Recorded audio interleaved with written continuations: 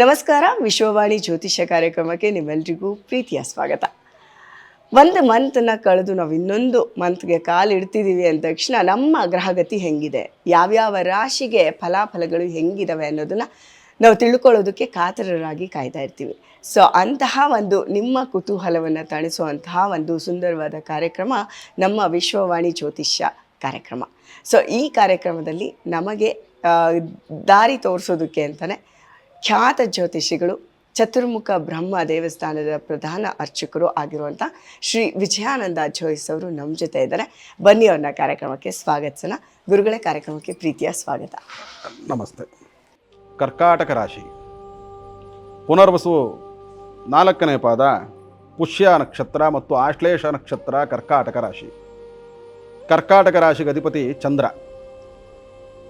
ಕರ್ಕಾಟಕ ರಾಶಿಯವರಿಗೆ ಗುರು 11ನೇ ಮನೆಯಲ್ಲಿ ಉತ್ತಮ ಸಾಧನೆಗಳನ್ನು ಮಾಡಿದಿರಿ. ಅದರ ಜೊತೆಯಲ್ಲಿ ಆಯಾ ಕಾಲದಲ್ಲಿ ಆಯಾ ಫಲಿತಾಂಶಗಳು ಸಿಗುತ್ತೆ. ಶುಕ್ರರು 9ನೇ ಮನೆಯಲ್ಲಿ ಭಾಗ್ಯ ಸಮಯಗಳನ್ನು ಕೊಡ್ತಾ ಇದ್ದಾರೆ ಕರ್ಕಾಟಕ ರಾಶಿಗೆ.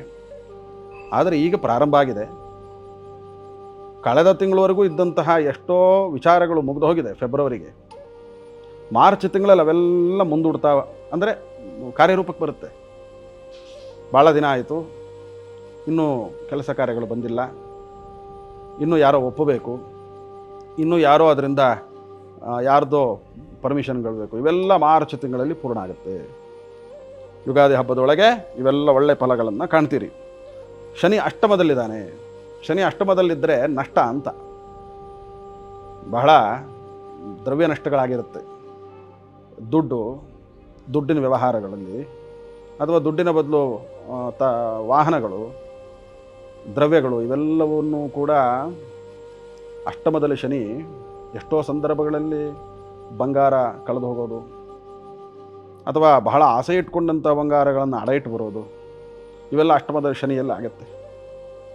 ಕರ್ಕಾಟಕ ರಾಶಿಗೆ ಅಧಿಪತಿ ಚಂದ್ರನು ಈ ಸಂಕ್ರಮಣದ ನಂತರ, ಬರೋ ಹುಣ್ಣಿಮೆಯ ನಂತರವಾಗಿ ಚಂದ್ರ ಕ್ಷೀಣಚಂದ್ರನಾಗ್ತಾ ಬರ್ತಾನೆ.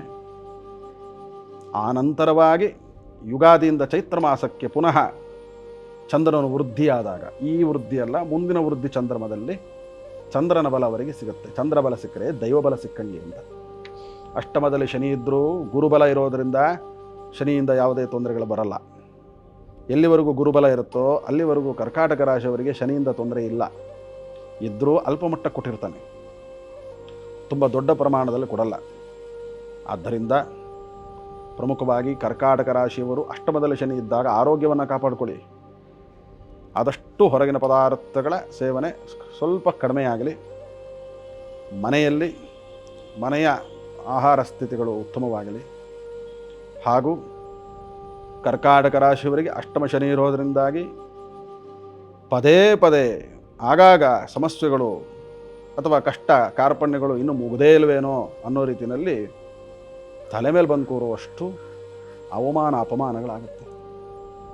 ಯಾರಿಂದನೋ ಅವಮಾನ, ಯಾರಿಂದನೋ ಅಪಮಾನ, ಯಾರೋ ಭಯಪಡಿಸ್ತಾರೆ, ಯಾರೋ ಆತಂಕ, ಅಥವಾ ಈ ಮನೆ ಯಾರಿಗೋ ಈ ಥರ ಆಗ್ಬಿಡುತ್ತೇನೋ, ಮನೇಲಿ ಅವ್ರಿಗೆ ತೊಂದರೆ ಆಗ್ಬಿಡುತ್ತೇನೋ, ಇವ್ರಿಗೆ ಇದಾಗ್ಬಿಡುತ್ತೇನೋ, ಯಾವುದೋ ರೀತಿಯ ಆತಂಕಗಳು ಏನು ಕಾಡ್ತಾ ಇದೆ. ಎಲ್ಲಿ ಸತ್ಯನಾರಾಯಣ ಪೂಜೆ ನಡೆಯುತ್ತೋ, ಯಾವ ಎಲ್ಲ ದೇವಸ್ಥಾನದಲ್ಲೂ ಪ್ರತಿ ಹುಣ್ಣಿಮೆ ದಿನ ಸತ್ಯನಾರಾಯಣ ವ್ರತ ನಡೆಯುತ್ತೆ. 5 ತೆಂಗಿನಕಾಯಿಗಳನ್ನು ಆ ಸತ್ಯನಾರಾಯಣ ಪೂಜೆಗೆ ಕೊಟ್ಟು ಬನ್ನಿ. ಪಂಚಫಲಂ 5 ತೆಂಗಿನಕಾಯಿ ಪೂರ್ಣ ಫಲಗಳನ್ನು ಕುಟುಂಬದವರು ಮನೆಯವರ ಹತ್ರ ಎಲ್ಲರ ಥರನೂ ಮುಟ್ಟಿಸ್ಬಿಟ್ಟು, 3 ಜನ ಕರ್ಕಾಟಕ ರಾಶಿಯವರಿದ್ದರೆ 5 3 15 ತೆಂಗಿನಕಾಯಿ ಕೊಡಬೇಕು. ಕೊಟ್ಟು ಬರೋರು ಒಬ್ಬರೇ ಕೊಟ್ಟು ಬನ್ನಿ.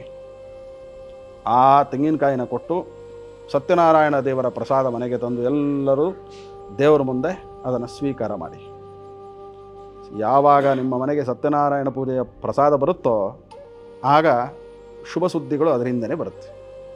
ಮಾರ್ಚ್ 30 ನಂತರವಾಗಿ ಮುಂದಿನ ದಿನಗಳಲ್ಲಿ ಶನಿಯು 9ನೇ ಮನೆಗೆ ಹೊರಟೋಗ್ತಾರೆ. ಗುರುನು ಸ್ಥಾನಪಲಟರಾಗ್ತಾರೆ. ಯಥಾಸ್ಥಿತಿಯಾಗಿ ಎಷ್ಟೋ ಜನ ನಾ ಸೆಟ್ಲಾಗಲಿಲ್ವಲ್ಲ ಅನ್ನೋರೆಲ್ಲ ಸೆಟ್ಲಾಗ್ತೀರಿ. ಕೆಲಸ ಕಾರ್ಯ ಉದ್ಯೋಗ ಸಿಗದಿರೋರಿಗೆ ಉದ್ಯೋಗ ಸಿಗುತ್ತೆ ಬರೋ ದಿನಗಳಲ್ಲಿ. ಈ ವರ್ಷದ ಏಪ್ರಿಲ್ ಮೇನಲ್ಲಿ ಅವೆಲ್ಲ ಫಲ ಕಾಣ್ತೀರಿ. ಮಾರ್ಚ್ ತಿಂಗಳಲ್ಲಿ ದೇವರ ಕಾರ್ಯ ಮಾಡಿ ಮುಂದಿನ ದಿನಗಳಲ್ಲಿ ಅವನು ಫಲ ಕೊಡ್ತಾನೆ. ಸತ್ಯನಾರಾಯಣ ಪೂಜೆಯನ್ನು ಎಲ್ಲಿ ನಡೆಯುತ್ತೋ ಮುಗಿಯೋರಿಗೂ ಕೂತಿದ್ದು ಬನ್ನಿ, ಅರ್ಧಂಬರ್ಧಕ್ಕೆ ಎದ್ದು ಬರಬೇಡಿ. ಸತ್ಯನಾರಾಯಣ ಪ್ರಸಾದವನ್ನಾದರೂ ಮನೆಗೆ ತಂದು ಎಲ್ಲರೂ ಸ್ವೀಕಾರ, ಎಲ್ಲರೂ ಅದನ್ನು ತಿನ್ನಬೇಕು. ಸತ್ಯನಾರಾಯಣ ಪ್ರಸಾದದಿಂದನೇ ಎಷ್ಟೋ ಸಮಸ್ಯೆಗಳು ಕರ್ಕಾಟಕ ರಾಶಿಯವರಿಗೆ ಹೋಗುತ್ತೆ. ಹಾಗಾಗಿ ಅದನ್ನು ಆಚರಣೆ ಮಾಡಿ. ಸತ್ಯನಾರಾಯಣ ದೇವರ ಕೃಪೆಯಿಂದ ನಿಮಗೆ ಶುಭವಾಗುತ್ತೆ. ಹಾಗೂ ಸಾಧ್ಯವಾದರೆ ಸತ್ಯನಾರಾಯಣ ಪೂಜೆನ ಮಾಡಿ. ಅಯ್ಯೋ ಮಾಡಬೇಕು ಅಂದ್ಕೊಂಡಿದ್ದೆ, ಕರ್ಕಾಟಕ ರಾಶಿಯವರು ಸತ್ಯನಾರಾಯಣ ಪೂಜೆ ಮಾಡಬೇಕು ಅಂತ 2 ವರ್ಷದಿಂದ ಅನ್ಕೊತಿರ್ತಾರೆ, ಕೂಡು ಬಂದಿರಲ್ಲ.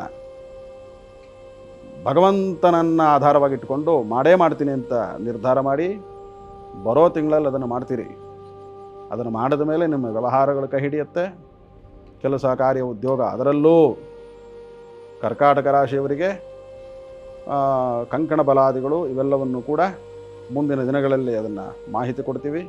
ಸತ್ಯನಾರಾಯಣ ದೇವರ ಅನುಗ್ರಹವನ್ನು ಅಷ್ಟರೊಳಗೆ ಪಡ್ಕೊಳ್ಳಿ. ಶುಭವಾಗಲಿ. ಕರ್ಕಾಟಕ ರಾಶಿಯವರಿಗೆ ಮನಸ್ಸಿಗೆ ತುಂಬ ನೋವಾಗುವಂಥದ್ದು, ಅವಮಾನಗಳಾಗುವಂತಹ ಸಾಧ್ಯತೆಗಳು ಜಾಸ್ತಿ ಇರೋದರಿಂದ ಎಚ್ಚರಿಕೆಯಿಂದ ಇರಿ. ಸತ್ಯನಾರಾಯಣ ಸ್ವಾಮಿಯ ವ್ರತ ಮಾಡ್ತೀವಿ ಅಥವಾ ಪೂಜೆ ಮಾಡಿಸ್ತೀವಿ ಅಂತ ಮನಸ್ಸಲ್ಲಿ ಸಂಕಲ್ಪ ಮಾಡಿಕೊಂಡ್ರೆ ಮುಂದಿನ ದಿನಗಳಲ್ಲಿ ಅದು ಖಂಡಿತ ನೆರವೇರುತ್ತೆ. ಅದ್ರ ಜೊತೆಗೆ ನಿಮಗೆ ಒಳ್ಳೆಯ ಫಲಗಳು ಕೂಡ ಬರುತ್ತೆ. ಸಾಧ್ಯ ಆಗಲಿಲ್ಲ ಅಂದರೆ ಅಟ್ಲೀಸ್ಟ್ ದೇವಸ್ಥಾನದಲ್ಲಿ ನಡೆಯುವಂಥ ಸತ್ಯನಾರಾಯಣ ಪೂಜೆಯ ವ್ರತದಲ್ಲಿ ನೀವು ಭಾಗವಹಿಸೋಕ್ಕೆಲ್ರಿಗೂ ಆಗಲಿಲ್ಲ ಅಂದರೆ ಅಟ್ಲೀಸ್ಟ್ ಒಬ್ಬರು ಕರ್ಕಾಟಕ ರಾಶಿಯವರು ತೆಂಗಿನಕಾಯಿ 5 ತೆಂಗಿನಕಾಯಿಗಳನ್ನ ತಗೊಂಡು ಹೋಗಿ ಆ ಒಂದು ಪೂಜೆ ನಡೆಯುವ ಸ್ಥಳದಲ್ಲಿ ಆ ಪೂಜೆಗೆ ನಿಮ್ಮ ಒಂದು ಪಾಲನ್ನು ಕೊಡಿ.